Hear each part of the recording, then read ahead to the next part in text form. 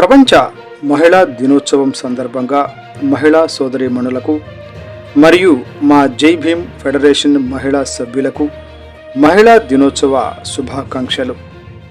మహిళా సమస్యలు పరిష్కరించుకోవడానికి చట్టసభల్లో కనీసం స్త్రీలకు ప్రాతినిధ్యం లేకుండా పోయింది.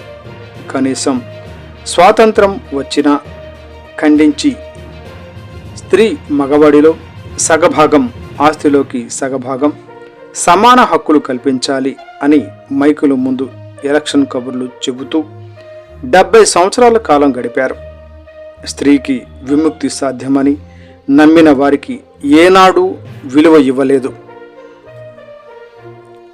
సరికదా, ఇంకా అణచివేసి స్త్రీలకు హక్కులు లేకుండా చేస్తున్నారు. స్త్రీలు దోపిడీకి, వివక్షతకు గురవుతున్నారు. స్త్రీలు జీవితాంతం మగాడితో పాటు పనిచేస్తుంది అనుకుంటారు, కానీ మగాడి కంటే 5-6 గంటలు ఎక్కువ పని చేస్తుంటుంది. తన డ్యూటీ తను చేసుకుంటూనే, పిల్లలకు కావలసినవి తల్లిలాగా చూస్తూనే, భర్తకు ఒక ఇల్లాలుగా, భర్త మంచి చెడు చూస్తూనే, తన గురించి తాను ఆలోచించుకోకుండా నా ఇల్లు, నా పిల్లలు, నా భర్త, నా సంసారం అనే ఆలోచనతో తను జీవిస్తుంది. కానీ తన కోసం ఏనాడు తన గురించి తాను ఆలోచన చేయదు.